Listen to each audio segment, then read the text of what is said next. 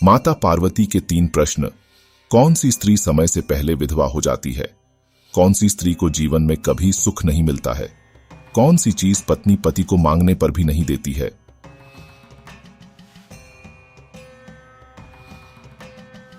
एक बार भगवान शिव कैलाश पर्वत पर बैठे थे। तब माता पार्वती भगवान शिव से मिलने जाती हैं और कहती हैं, प्रभु, जब मैं आपसे मिलने आ रही थी तो मेरी नजर मृत्यु लोक पर पड़ी। वहां मैंने क्या देखा कि 3 स्त्रियां जो आपस में सहेली थीं, उनमें से 2 स्त्रियां विधवा होकर दुखी जीवन जी रही थीं, जबकि एक सुहागन का जीवन जी रही थी। प्रभु, यह बात मेरी समझ में नहीं आई, इसलिए मेरे मन में 3 प्रश्न उत्पन्न हुए। अब मैं आपसे यह चाहती हूं कि आप मेरे तीनों प्रश्नों के उत्तर दें और मुझे संतुष्ट करें। इस प्रकार माता पार्वती की बातों को सुनकर भगवान शिव कहते हैं, पार्वती, तुम मुझसे अपने तीनों प्रश्न बताओ, मैं तुम्हें तुम्हारे प्रश्नों के उत्तर देने का प्रयास करूंगा। तब माता पार्वती कहती हैं, प्रभु, मेरा पहला प्रश्न है, कौन सी स्त्री समय से पहले विधवा हो जाती है? मेरा दूसरा प्रश्न है, कौन सी स्त्री को जीवन में कभी सुख नहीं मिलता? और मेरा तीसरा प्रश्न है, कौन सी चीज ऐसी है जो एक पत्नी अपने पति को मांगने से भी नहीं देती? इस प्रकार माता पार्वती के प्रश्नों को सुनकर भगवान शिव कहते हैं, पार्वती, तुम जिन स्त्रियों की बात कर रही हो, उनमें से 2 स्त्रियां विधवा होकर दुखी जीवन जी रही हैं और वहीं पर एक स्त्री सुहागन होकर अपने पति के साथ सुखी जीवन जी रही है। तुम जानना चाहती हो आखिरकार ऐसा क्यों है? तो मैं तुम्हें एक छोटी सी कहानी सुनाता हूं। इस कहानी को बहुत ही ध्यान से सुनना। आधी अधूरी कहानी सुनने वालों को आधा अधूरा ज्ञान प्राप्त होता है, जो जीवन में कभी काम नहीं आता, क्योंकि तुम्हारे तीनों प्रश्नों के उत्तर इस छोटी सी कहानी में समाये हुए हैं। इस कहानी को यदि तुमने ध्यान से सुना तो तुम्हारे तीनों प्रश्नों के उत्तर तुम्हें अवश्य मिलेंगे और तुम्हें संतुष्टि प्राप्त होगी। माता पार्वती कहती हैं, प्रभु, मैं आपकी बात से सहमत हूं। आप कहानी शुरू करें, मैं ध्यान से सुनूंगी और जब तक आप कहानी बोलेंगे तब तक मेरा मन किसी दूसरे स्थान पर नहीं जाएगा। भगवान शिव कहते हैं, पार्वती, सबसे पहले मैं तुम्हें उस स्त्री की कहानी सुनाता हूं जो सुहागन बनकर सुखी जीवन जी रही है। देखो, जिस सुहागन स्त्री की तुम बात कर रही हो, वो सुहागन स्त्री एक राजा के नौकर की पत्नी है, और जिस नौकर की वो पत्नी है, उस नौकर को अपनी पत्नी पर पूरा विश्वास और भरोसा है कि वो पतिव्रता है, जिसकी महिमा वो अपने साथियों में बार बार करता है। अब देखो, एक दिन की बात है, उस राजा के नौकर ने अपनी पत्नी की प्रशंसा इतनी की कि बात धीरे धीरे फैलते हुए राज दरबार तक पहुंच गई। फिर उस राजा ने अपने नौकर को बुलाया और उस नौकर से कहा, तुम हर किसी से अपनी पत्नी की प्रशंसा करते रहते हो कि तुम्हारी पत्नी पतिव्रता है। क्या वास्तव में तुम्हारी पत्नी पतिव्रता है? क्या तुम्हें पूर्ण विश्वास है? राजा की बात सुनकर नौकर बोला, महाराज, मुझे पूरा विश्वास है कि मेरी पत्नी पूरी तरह पतिव्रता है। अब उसी समय राजा का महामंत्री कहने लगता है, यदि मैं तेरी पत्नी का पतिव्रत धर्म खंडित कर दूं तो तुझे क्या सजा मिलनी चाहिए? तो नौकर ने कहा, यदि तुम मेरी पत्नी का पतिव्रत धर्म खंडित कर देते हो तो महाराज, मुझे फांसी लगा देना। अब वो राजा का नौकर भी मंत्री से कहता है, महाराज, यह मेरी पत्नी का पतिव्रत धर्म खंडित नहीं कर पाएगा, तो क्या सजा देनी चाहिए? तब राजा ने कहा, मंत्री को भी फांसी की सजा दी जाएगी। मंत्री ने स्वीकार कर लिया और नौकर से पूछा, क्या वस्तु लाऊं जिससे तू माने कि मैं तेरी पत्नी का पतिव्रत धर्म खंडित करने में सफल हुआ हूं? तो नौकर ने कहा, मंत्री, यदि तुम मेरे घर से जाकर कि मेरे विवाह के समय पर मुझे एक ध्वजा मिला था और एक खंजर मिली थी जो दूल्हे को देते हैं, वो मेरी पत्नी ने बहुत ही संभाल के रखी है, जो सुहाग की निशानी मानी जाती है। यदि ध्वजा और खंजर लाकर तुम मुझे दिखा दे तो मैं मान जाऊंगा कि मेरी पत्नी का पतिव्रत धर्म तूने पूरी तरह नष्ट कर दिया है। शर्त स्वीकार हो जाने के बाद वो मंत्री जाता है और एक दासी से जाकर मिलता है। वो दासी एक नीच और चालक औरत थी। वो दासी एक दूसरे से भिड़ाने का काम करती थी और जो काम कोई नहीं करता था, उस काम को करने में वह सक्षम थी। फिर इस प्रकार उस मंत्री ने उस दासी को अपने स्वार्थ के लिए बुलाया और दूती से कहा, देखो, इस नाम का एक व्यक्ति है, उससे मेरी शर्त लगी है। फिर उसने उस शर्त के बारे में उस दासी को सारा कुछ बता दिया।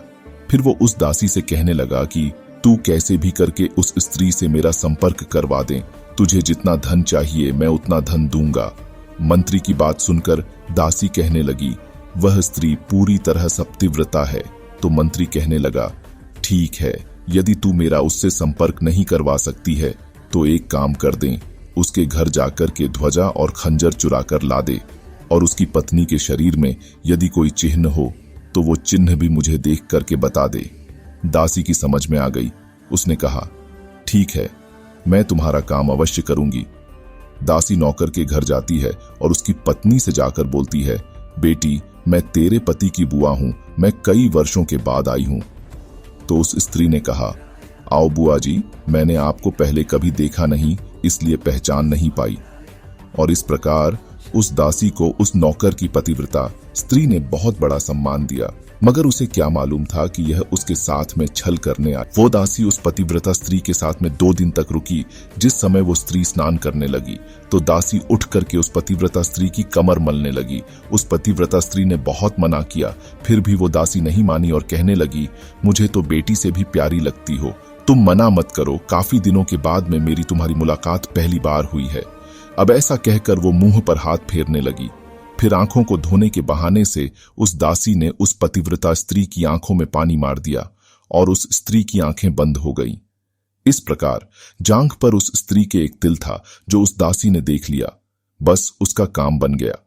उधर स्नान करने के बाद जब वो पतिव्रता स्त्री रसोई में खाना बनाने गई तो दासी को मौका मिल गया और उसने ध्वजा और खंजर उस नौकर के घर से चुरा लिए और वहां से चुपके से भाग गई, और जाकर के दासी ने वह ध्वजा और खंजर मंत्री को दे दिए और उस पतिव्रता स्त्री के जांघ पर तिल के निशान भी बता दिए।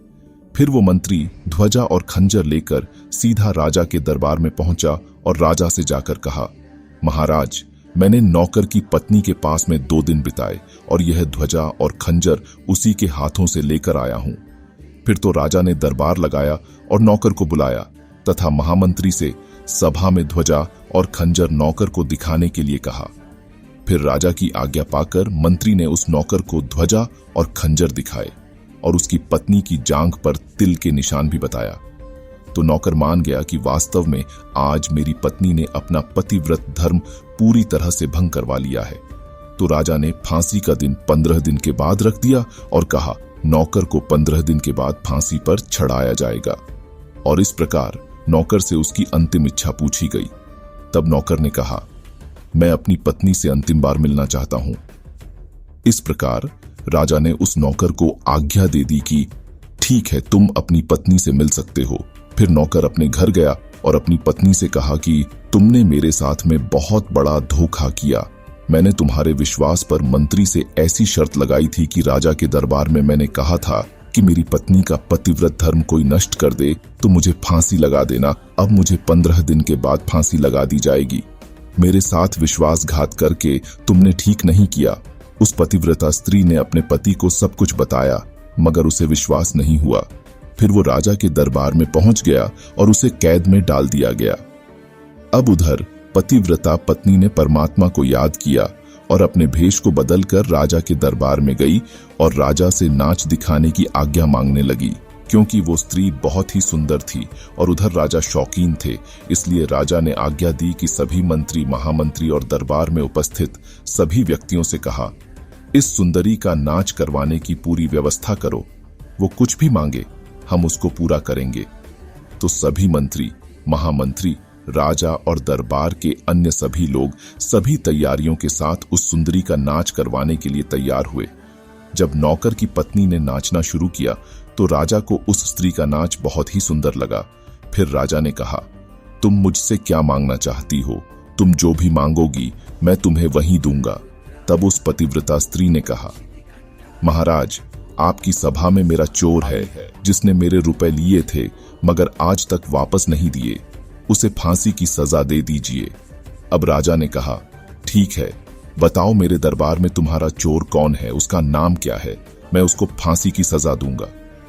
इस पर वो पतिव्रता स्त्री ने कहा, महाराज, आपका मंत्री मेरा चोर है, आप इसको फांसी की सजा दे दीजिए। अब उधर जैसे ही मंत्री ने सुना कि ये सुंदरी मुझे अपना चोर बता रही है तो मंत्री ने कहने लगा, महाराज, मैं कसम खाकर कहता हूं कि मैंने इसका कभी कुछ नहीं चुराया। मैंने इसको कभी आज तक देखा ही नहीं है, तो मैं इसकी चोरी कैसे कर सकता हूं? मैंने इसकी शक्ल ही नहीं देखी है।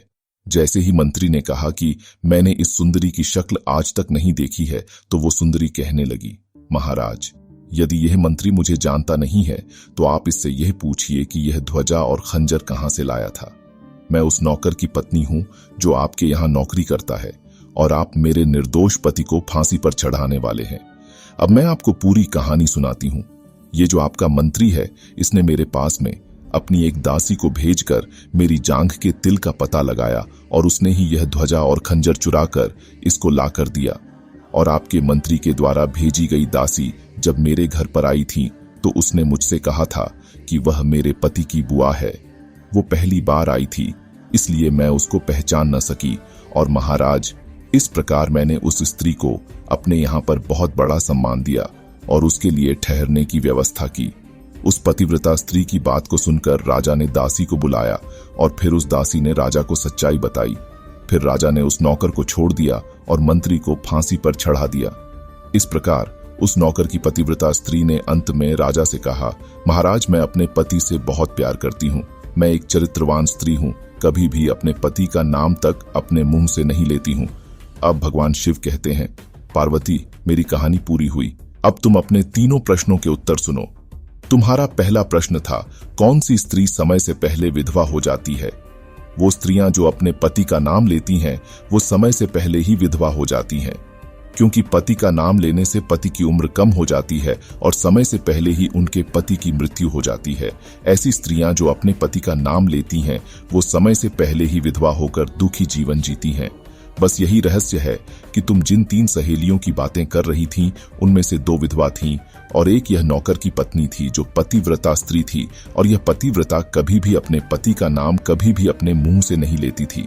उधर वो 2 स्त्रियां जो विधवा होकर दुखी जी रही हैं, वो हमेशा अपने पति का नाम लेकर ही बुलाती थीं, जिसकी वजह से उनके पति की उम्र कम हो गई और फिर वो दोनों स्त्रियां समय से पहले विधवा हो गईं और आज वो दुखी जीवन जी रही हैं। इसलिए कभी भी स्त्री को अपने पति का नाम अपने मुंह से नहीं लेना चाहिए।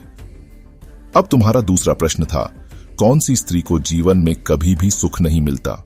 तो समझ लो, वो स्त्रियां जो अपने पति की बिना अनुमति के किसी तीर्थ स्थान या उत्सव पर जाती हैं, उनके जीवन में कभी सुख नहीं आता। ऐसी स्त्रियां जीवन में दुखी रहती हैं और उन्हें पति का कभी प्रेम नहीं मिलता। अब भगवान शिव कहते हैं, पार्वती, तुम्हारा तीसरा प्रश्न था, कौन सी चीज है जो एक पत्नी अपने पति को मांगने से भी नहीं देती? तो समझ लो, वो चीज गाली है। एक चरित्रवान स्त्री अपने पति को गाली नहीं दे सकती।